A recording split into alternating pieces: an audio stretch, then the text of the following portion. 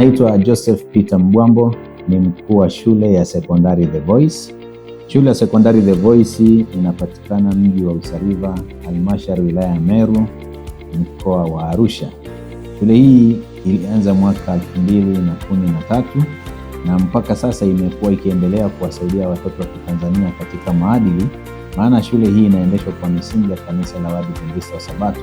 Hivyo tunawafundisha watoto kumcha Mungu, kujenga hofu ya Mungu. Maadili yao yanakuwa yanawasaidia katika malezi ya hapa duniani, lakini pia tunaandaa kwa ajili ya mbingu zijazo. Kwa hiyo katika mazingira haya watoto wetu wamekuwa wakijifunza vitu mbalimbali. Pamoja tuna elimu ya darasani ya masomo ya kawaida, lakini watoto katika shule hii wamekuwa wakijifunza somo la muziki, wamekuwa wakijifunza somo la ufugaji, lakini pia wanajifunza na muziki kwa sababu tunajua dunia hapa ilipo ina vitu vingi ambavyo vinahitajika. Wanajifunza somo la kompyuta kwa vitendo, na hii inawasaidia katika ulimwengu wa kisayansi na teknolojia.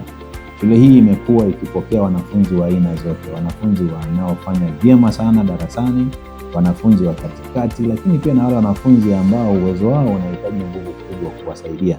Maana jina lake kama linavyotamkwa The Voice, lengo lake halisi ni kuwapa sauti wale watoto wasio na sauti. Kwa katika mazingira ya shule hii nina uhakika ya kwamba mzazi yeyote aliyewahi kumpitisha mwanae hapa, au ambaye mwanae bado yupo, au yule anayefikiria kumleta mtoto wake hapa hawezi kujuta. Na shule hii tutakuwa na mitihani ya kujiunga na kidato cha kwanza wa mwaka 2027. Mtihani huu tutaufanya tarehe 20 mwezi wa 9 mwaka 2026, lakini pia tutaanza kozi ya Pre-Form 1 tarehe hiyo 20 mwezi wa 9 kwa mwaka 2026.